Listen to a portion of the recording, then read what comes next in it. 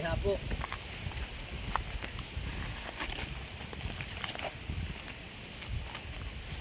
Buti Sige lang. wala ang hangin, no? Mahangin. Wag lang sobrang mahangin. Kawawa ang mangingisda. Mahal lang ang gasolina.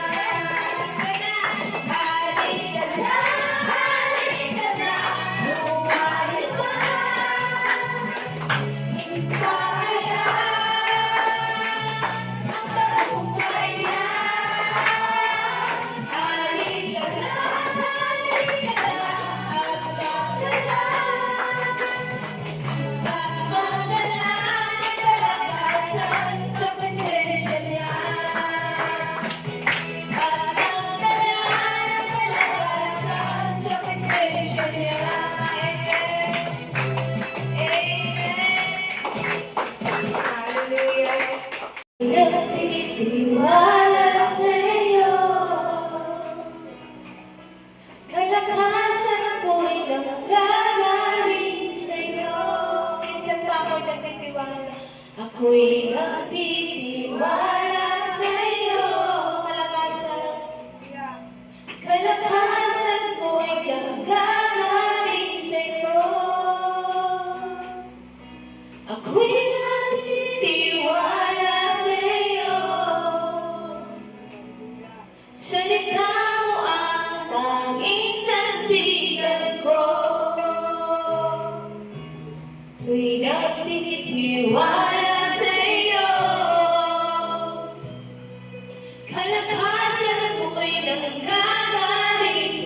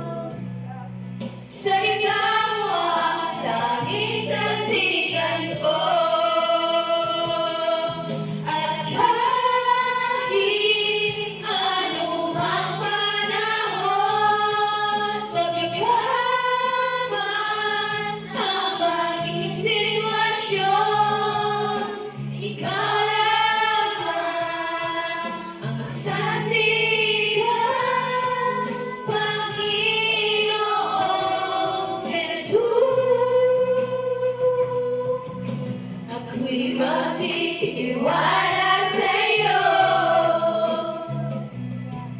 Kalakasan ako'y nakakagaling sa'yo. Ako'y nagtitiwala sa'yo.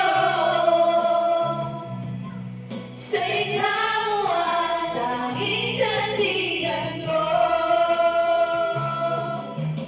Kahit anong mang panahon, mabigat man ang maging sitwasyon, ikaw lamang ang sandigan, Panginoong Jesus. Hallelujah. Sige po tayo kung tayo ay manalangin. Salamat muli sa tanghali ito, Panginoon. Na narito kami, Panginoon, upang ipagpasalamatan, Panginoon. At itiklara sa aming mga buhay, Panginoon, na Ikaw ang aming Diyos, Ikaw ang aming Panginoon, Panginoon, na karapat-dapat, Panginoon, na aming paglingkuran, Panginoon. At salamat po muli sa tanghali ito, Panginoon. Samahan mo kami, Panginoon, sa aming gawain, Panginoon.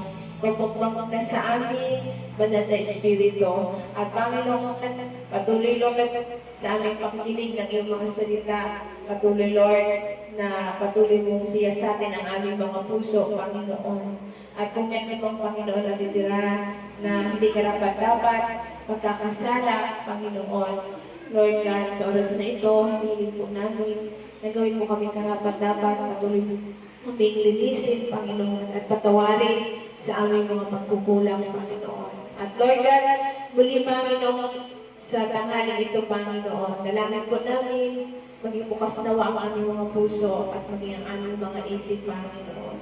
At Lord, anumang mensahe na aming matatanggap, Panginoon, sa tanghaling ito, Panginoon, naway ko po, Panginoon, ay magkaroon po sa amin, Panginoon, ng pagbabago, Panginoon. Pagbabago ng aming mga isip, ng aming puso, ng aming mga lakad, Panginoon. At magkaroon kami ng tamang direksyon, Panginoon.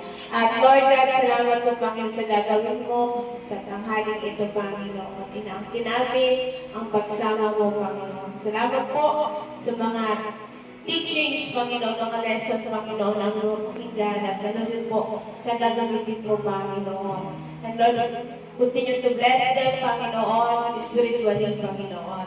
And Lord God, na kami, Panginoon, na marami pa, Panginoon, ang mga tao, Panginoon, na patuloy, Lord, na sa pamagitan ng mga lesson na ito, Panginoon, ay patuloy na mabago, Panginoon. From glory to glory, Panginoon. Salamat po muli, Panginoon, sa tagumpay, Panginoon, nang ginamit ko, Panginoon, sa pangalan, Panginoon Jesus. Ang natin magsabi ng Amen. tanghali. Magandang tanghali. Today is the EGR. Then what is good EGR? And then if you do EGR, when I experience, then the Lord leading, changing the person. Is that to try to make disciple and then try to focus deny yourself and then follow the cross. Then follow the Jesus. And then also the making the share, try to make another disciples. Why this is there are many Christians. But they only just believe the Sunday Christian. What is a Sunday Christian? They just only come to church, then they go service, then they go back, and then after that, another Sunday, they come back, and then they just do, and then they go back. There's no, and this one more developed. They do some kind of they play music, they do something, and then like that. Then it's just only the one who come to church. There's no improvement. But this discipleship is making trying to evangelism, to others. Even other people trying to evangelism, and then only it's a hard. Even focus only with evangelism, it's a hard. It's a hard. What have to do? We have to make another fruit. That is what Jesus wants. So what is easy? What is easy? Then, if you see only this one, it is good for system. It is good for system. It is good knowledge that not only through this, doing knowledge, it is important. We have to do spiritually. And then spiritually, we have to meet Jesus. And then if you meet Jesus, the Lord, Jesus will use you to heal, and then answer the prayer, and then they have an experience. And that daily experience, that grow, the financial blessing. And other people, many pastors, and many other people, they give up this. Because it is hard. Why hard? Because sometimes they have to pray hard. Even pray hard, sometimes come, sometimes not come, like that. But so is have to focus to prayer to reach this level. Why not coming like that? Because not they depend on the blood of Jesus. They have too much to eat. So it's important. They have to crucify themselves. They have to confess Galatians 2:20, crucify themselves to the Christ, go up to the cross, and then crucify themselves. And then so that the Lord is coming, Jesus is coming out, and then the Lord will working. This process is needed. When you do this process needed, the Lord is using you. Also, there is a good program. But if you do properly, keep your like that. The Lord give you a car. The Lord give you a new house. The Lord give you new things like that. Because Jesus doesn't say you're a liar. We put many things to our ministry. But the Lord gave you the 100 times blessings. Because we did, because you're a liar. Because we did well to the Lord. Like that. We put many financial, we put many spiritual, we put many healing, we put many answers to prayer. And then, so things like the Lord will give more and more and more. Because we are working, we put heaven. So it is good to know. Other pastors is saying, blah, blah, blah. In Facebook, only this word. Other pastor saying many blah, blah, blah, like that. But you have to see. The pastor is doing, healing, drive a demon, and answer to prayer. And they're doing not only doing that, they do the discipleship. They have to do these things like that, so that there is a blessing. If you without this, and then only just a sermon, there's no miracle. Why? If you believe really Jesus, have to change it spiritually first. And then there's your life will change like that. And then there's the financial things is coming like that. And then your life will become more accurate. So it is important changing. Only not just the only word. There's many people who is coming. But you have to see, not only just the only word, have to see his life. How he become blessed to the Lord like that. I won't just say, he's a husband and then he's many preaching like that. Well, we didn't check his background like that. we didn't only say Abraham, because he's answer, and then he's talking, only doing like that. So he is, very, we don't know what is like that. We have to say this background, through this blessing, he have, changed his life. Like, not only I'm happy, only because I believe Jesus, I only happy. Liar. Everyone can do. I also believe, for a while ago, we preached to worship, we happy, right? Oh, we happy. Now this is not the instant blessing, like that. But it is important, we have to see, the change for life, like that. Get blessed, and then make more, upgrade their life, like that. You have to see economics and with your life like that. If you see if you see Facebook and then like that, I want to say, it's a good beauty picture, video and the photo and then in the only Bible verse and then you only say amen and then like that. You didn't see his life. You didn't see the life of the one. And you have to check only the like that. Very scummy like that. You have to know. So that if there's a blessing, you have to say, if I say amen, there's a blessing. You have to think, but only thing, if you say, this book, okay, I put, because he's like that. So you have to know.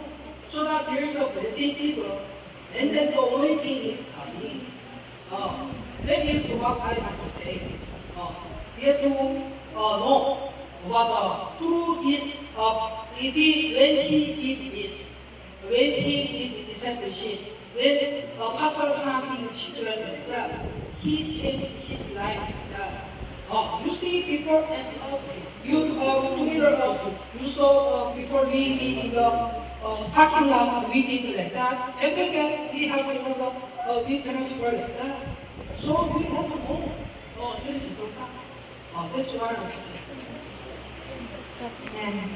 Ng 4 pa na linggo. So, ibig sabihin po halos 2 buwan nyo po silang kasama. 2 buwan po kayong magkakaklase para matapos po natin ang kabuuan ng ating life class.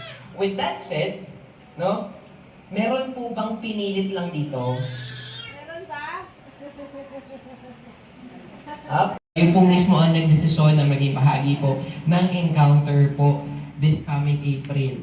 Okay? So clear wala po at least nilinaw po natin bago po tayo mag-start. Wala pong pinilit, wala pong sapilitan na naganap. Lahat po ito ay pusang loob na pagpili po natin na maging kabahagi po ng ating life class. Now with that, we would also like to congratulate everyone kasi you extended your time. Tapos na po yung ating first service, we are already extending for about at least mga 12:30 or 30 minutes, 40 minutes more after po ng ating pong encounter, no? So hopefully other ng ating pong mga buhay ay tayo po ay nakapag-commit na ng pagkakamali sa ating mga buhay. And it's okay, it's natural po, tayo po ay mga tao na nakakapag-commit po talaga tayo na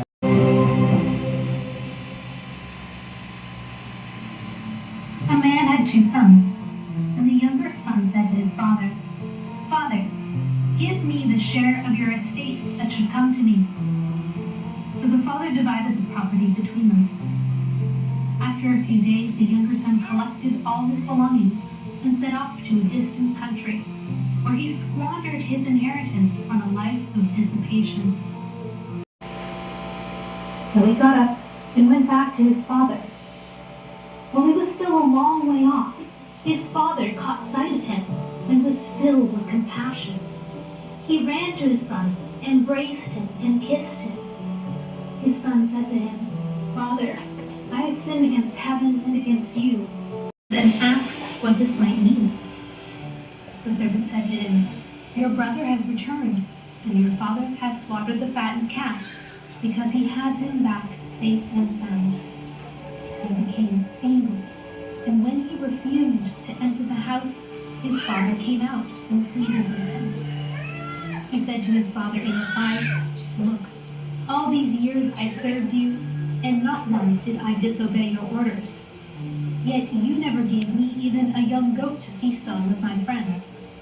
But when your son returns, you swallowed up your property with prostitutes. For him, you slaughtered the fattened calf." He said to him, "My son, You are here with me always. Everything I have is yours. But now we must celebrate and rejoice, because your brother was dead and has come to life again. He was lost and has been found. Jesus,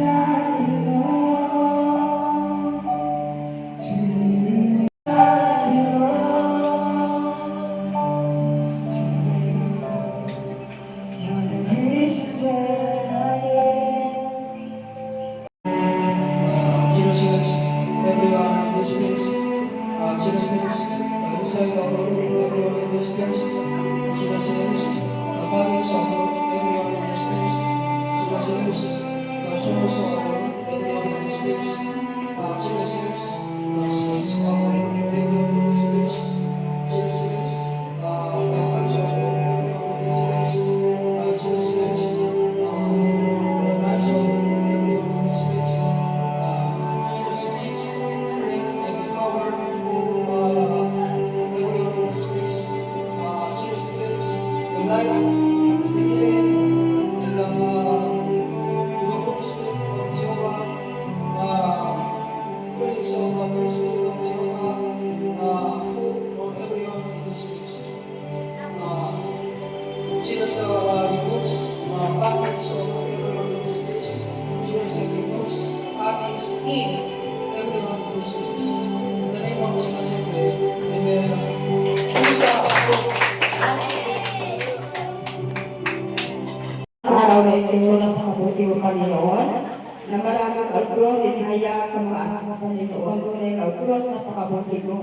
Salamat Panginoon sa lahat na ginagawa mo Panginoon sa mga anak sa lugar nito, lalo kit Lord, ang iyong lingkod Panginoon, ang napatulog sila at Diyos at kapagamit sa iyo. Salamat Panginoon sa mga kabihan na narinig ng bawat isa. Ang dalangin mo namin Panginoon na ito may kanim, malayan sa aming kaisipan, sa aming puso. Ito, Diyos, ay kamuhay namin Panginoon, Panginoon Lord, ang mga bagay na mayroong Panginoon na di nakakapas sa iyo na ito namin na. Ito, Diyos, ay maano sa aming mga buhay bilang mga anak mo, Panginoon.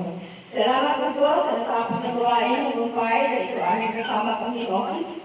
At sa aming pagkatapos, Panginoon, sa aming pagkigulay, Panginoon, ikaw ang aming asahan na gawin ng bawat isa. Ganun din, Panginoon, ang nahita, Panginoon, ang nahita, Panginoon, ang dala na yung lingkod, Panginoon, dalangin ko, napagpalain ang Panginoon, bindisyon ng Lord Diyos, ng pagkakain, magkaroon ng kagalingan, kabusugan, kapangyarihan, Panginoon, na nagmumula sa iyo, Diyos. Salamat sa lahat ng mga ginagawa at gagawin mo sa bawat sa amin, kaya sa iyong kapuri, na salamat at sa pagsamba. Sa tangang pangalan ng Kristo sa lahat, magsabi na, Amen.